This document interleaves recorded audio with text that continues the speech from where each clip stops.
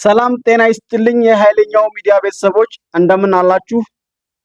ያላችሁበት ሰላምና ጤና ይብዛላችሁ እያልን አሁን በዚህ ሰዓት የደረሱ አጫጭር ሰበር መረጃዎችን ከዚህ ወደ እናንተ ማድረስ እንጀምራለን። በቅድሚያ በኦሮሚያ ክልል አርሲ የተገደሉት 3 ሰዎች ብቻ ናቸው የሚል የኢትዮጵያ ሰብአዊ መብት ኮሚሽን ሪፖርት ቁጣን ቀሰቀሰ። ከተገደሉት ውስጥ የእስልምና እምነት ተከታይ ይገኝበታል። ነገር ግን ኮሚሽኑ 3 ሰዎች ብቻ እንደተገደሉ አድርጎ ያቀረበው ሪፖርት ከእውነት የራቀ ነው ሲል የአስኮ ወረዳ ቤተ ክህነት አስታውቋል። በኦሮሚያ ክልል አርሲ ዞን አሰኮ ወረዳ ግንቦት 23 እና 24 ቀን 2018 ዓ.ም በታጣቂዎች የተፈጸመውን ጥቃት መሰረት በማድረግ የኢትዮጵያ ሰብአዊ መብት ኮሚሽን ኢሰመኮ ያሳወቀውን የሟቾች ቁጥር ወረዳ ቤተ ክህነቱ ተቃውሞታል። በወረዳው ግድያ መፈጸሙ የሚታወቅ ሲሆን በኢትዮጵያ ኦርቶዶክስ ተዋሕዶ ቤተክርስቲያን የአርሲና ሶማሌ ክልል ጅግጅጋ አህጉረ ስብከት ሊቀ ጳጳስ ብፁዕ አቡነ ኤልሳ በምስራቅ አርሲ 13 ኦርቶዶክሳውያን መገደላቸውን ከ280 በላይ ምዕመናን መፈናቀላቸውንና የ101 ዓመት ቤተክርስቲያን መቃጠሉን በወቅቱ አሳውቀው ነበር። ቲክቫህ ኢትዮጵያ በወቅቱ ያነጋገራቸው ነዋሪዎች የሟቾችን ብዛት ከ13 በላይ ያደረሱት ሲሆን ሌሎች የጠፉ እንዳሉ መግለጻቸው ይታወሳል።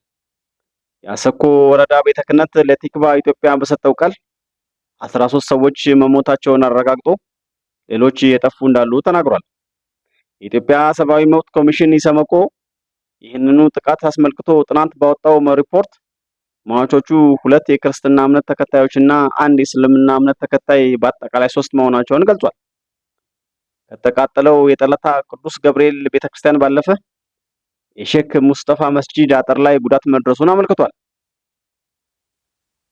የኢሰመኮ ሪፖርት ከወጣ በኋላ ስለ ግድያው ገለጻ የሰጡት ስማቸው እንዳይገለጽ የጠየቁ በዞኑ ሀገረ ስብከት አሰኮ ወረዳ ቤተ ክህነት አመራር ቦታ ወይም ግድያ የተፈጸመበት ላይም ሂደናል፣ የተገደሉት 13 ናቸው ሲሉ ተናግረዋል። ከተገደሉት 13 ሰዎች መካከል 1 የእስልምና እምነት ተከታይ ይገኝበታልም ብለዋል። 282 ቤቶች፣ 1 ቤተክርስቲያን ተቃጥለዋል ያሉት እኚህ አካል ሰሞኑን በተሰራው ሪፖርት መሰረት ደግሞ ተፈናቃዮች ከ2500 በላይ መሆናቸውን ገልጸዋል። የወደመው ንብረት ግን ቁጥርም ልክም የለውም ነው ያሉት።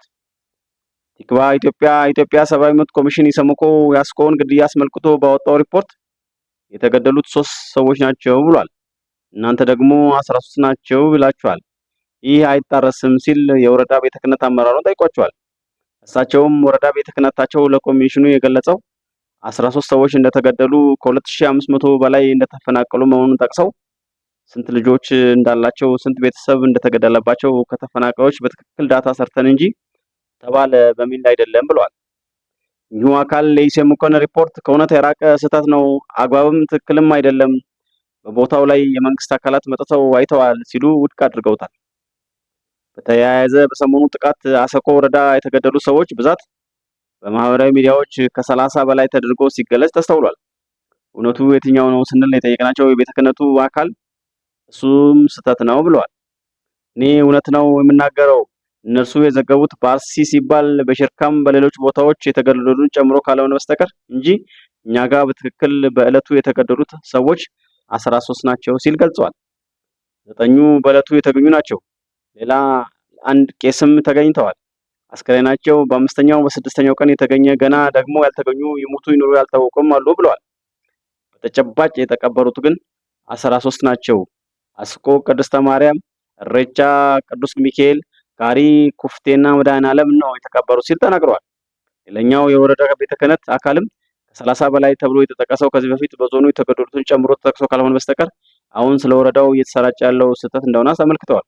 በሌላ በኩል ከጥቃቱ ጋር በተያያዘ በቁጥጥር ስር የዋሉ የወረዳ አካላት እንዳሉ ተናግሯል። እውነት ነው ስንል የጠየቅናቸው የመጀመሪያውን ገለጻ የሰጡን የወረዳ ቤተ ክህነቱ አካል በድርጊቱ ይሳተፉ አይሳተፉ ባላውቅም ግን የወረዳው ፖሊስ አዛዥ አባቡ አብደዳ በቁጥጥር ስር ውለዋል ብለዋል። ብፁዕ አቡነ ኤልሳ ለቲክቫህ ኢትዮጵያ የስልክና የጽሁፍ ምላሽ ባለመስጠታቸው የአርሲ ዞን ሀገረ ስብከት ስራ አስኪያጅ ሊቀ ትጉሃን ከፍያለው ሽንቁጤ አሁን ስብሰባ ላይ ነኝ በማለታቸው ሀሳባቸው ለጊዜው አልተካተተም ሲል የዘገበው ቲክቫ ኢትዮጵያ ነው። ወደ ቀጣይ መረጃችን ስናልፍ ፓስፖርት ለማውጣት በአካል በመገኘት አሻራ መስጠት ሊቀር ነው መባሉን ሰምተናል። ዜጎች ፓስፖርታቸውን ቤት ሆነው መጨረስ ይችላሉ ተብሏል። የኢሚግሬሽንና ዜግነት አገልግሎት ተገልጋዮች ለአሻራ በአካል መገኘት ሳያስፈልጋቸው የፓስፖርት አገልግሎትን በኦንላይን ብቻ ማግኘት የሚችሉበት አዲስ አሰራር እየተዘረጋ መሆኑን አስታውቋል። የተቋሙ ዋና ዳይሬክተር ወይዘሮ ሰላማዊት እንደገለጹት አዲሱን አሰራር ለመተግበር የፓስፖርት ሲስተሙ ከፋይዳ ዲጂታል መታወቂያ ጋር እየተቀናጀ ነው ብለዋል።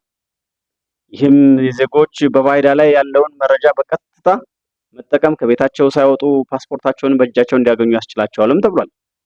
በተጨማሪም በኦንላይን ምዝገባ ስም የሚፈጸሙ ማጭበርበሮችን ለመከላከል አንድ ሰው ከአንድ ቦታ ሆኖ ከ10 በላይ ሰዎችን መመዝገብ እንዳይችል ጥብቅ የቁጥጥር ስርዓት መዘርጋቱን ተቋሙ አስታውቋል። ወደ ቀጣይ መረጃችን ስናልፍ በዛሬው ዕለት የነዳጅ ዋጋ እጅግ መጨመሩ ታውቋል። የኢራንና እስራኤል ግጭት አስመልክቶ የነዳጅ ዋጋ ማገርሸቱን እና ጭማሪ ማሳየቱ መመልከት ችለናል። ኢራን ትናንት በእስራኤል ላይ የፈጸመችው ጥቃት የነዳጅ ዋጋው መጨመር ቀዳሚ ምክንያት መሆኑ ተገልጿል። በዚህም አንድ በርሜል ያልተጣራ ነዳጅ ሲሸጥበት ከነበረው $93.41 ዶላር ወደ $96.24 ዶላር ከፍ ብሏል። የነዳጅ ዋጋ ከባለፈው መጋቢት ወር ጀምሮ በ50% ጭማሪ ማሳየቱን ዘገባዎች ያመለክታሉ። ወደ መጨረሻው ዜና ስናልፍ በዛሬው ዕለት ሌላ የድሮን ጥቃት በህወሓት ታጣቂ ቡድን ላይ መፈጸሙ ተሰማ። በዛሬው ዕለት ሰኔ 1 2018 ዓ.ም በሱዳን በኩል ሸረሪና አካባቢ በሚገኘው የህወሓት ታጣቂዎች ላይ የኢትዮጵያ አየር ኃይል ከቀኑ 5:45 ላይ በድሮን ጥቃት መፈጸሙን የአካባቢ ምንጮች ገልጸዋል። ከቀናት በፊት ከሸራሮው ጥቃት የተረፉት የአርሚ 13 ታጣቂዎች እንደገና በመደራጀት ሌሊቱን በእግር ወደ ኤርትራ ከገቡ በኋላ ሱዳን ሸረሪና መድረስ ችለው ነበር። ስለዚህኛው ጥቃት ከመንግስትም ሆነ በህወሓት በኩል የተባለ ነገር እስካሁን ምንም የለም። መረጃው እንደደረሰን በቀጣይ ዜናችን የምናቀርብ ይሆናል። አድማጭ ተመልካቾቻችን ለሰዓቱ የያዝናቸው ትኩስ መረጃዎች እነዚህ ነበሩ። ቻናላችን ላይክ፣ ሰብስክራይብ እና ሼር በማድረግ አጋርነታችሁን ጠይቁ በአክብሮት እንጠይቃለን። መልካም ጊዜ